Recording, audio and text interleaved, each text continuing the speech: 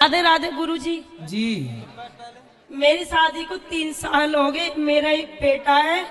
मेरा हस्बैंड मुझे लेने नहीं आता है। ऐसा क्या बात है? तो आप खुद चली जाओ हस्बैंड के पास। लेने नहीं आता क्या हो, तुम्हारे पास तो है कि नहीं? तुम भी तो जा सकती हो ना।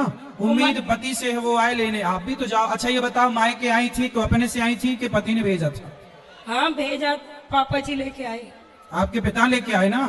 तो जब लेके आए पिताजी तो पिताजी से बोलो छोड़ के भी आओ। वो रखने के लिए मना करते हैं। काहे? डिवोर्स चाहिए। क्यों? सास नंद मारपीट करती थी मेरी। तो फिर तो सास नंद को समझाया नहीं आपने? उनसे मेरी बात नहीं हुई। तो सास सही मारती थी आपको? नहीं, नहीं मारती थी। तो फिर काहे झूठ बोल रही हो कि मारती थी? सास नंद ने कई बार मारपीट करी थी आपके साथ? हाँ। तो सास आपको मारती है? हाँ अभी तो आप बोले थे नहीं मारती। मारती। और नंद? नंद ने भी मारपीट की थी। कैसे मारा, काहे से मारा? थप्पड़ों से। तो आपने कोई जवाब नहीं दिया, आपने नहीं मारा? नहीं। तो पति ने देखा नहीं कि आपको मार पड़ रही है आपकी सास, आपकी और ननद के द्वारा? देखा था। तो क्या बोला पति ने?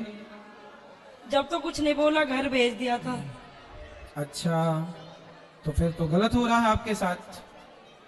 तो एक बार आप पति से बात की, पति क्या चाहते हैं, ठीक से बात करते हैं कि नहीं? यूँ कह रहे कोर्ट में डाल देना, तलाक लूंगा। क्यों? शादी के कितने साल हुए? 3। बच्चा भी है। हाँ। तो काहे तलाक लेना है? गलती क्या है, क्यों तलाक लेना है? रखनी नहीं है। क्यों? कारण ना रखने का कारण? मम्मी मना कर रही थी उनकी। कहाँ है, कहाँ की है वो मम्मी आपकी? मतलब सास कहाँ की है, कहाँ शादी हुई आपकी? गुड़गांव से आगे पटौती। तो सास नहीं रखना चाहती? हम्म। अरे बड़ी दुष्ट सास है। कैसी डायन सास है, बताओ। लाला मेरे मम्मी पापा के यहीं हुआ था। हैं? मम्मी जी के यहीं हुआ था लाला। 2 महीना थे पेट में जब मैं आई बताओ, ऐसी सास को नर्क जाना पड़ेगा। बताओ, बेटे का घर तोड़ा रही है। एक पति पत्नी को अलग करना भी इतना बड़ा पाप है कि सब पूछो मत। अब ये लोग ना मर के सीधा नाली का कीड़ा बनेंगे।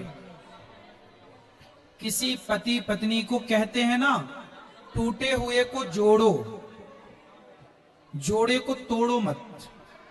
यदि आपने रिश्तों को तोड़ा है, किसी के रिश्ते, कहते हैं कि यदि किसी के रिश्ते टूटे हुए हैं और आपने जोड़ दिया तो ये बहुत बड़ा पुण्य किया आपने।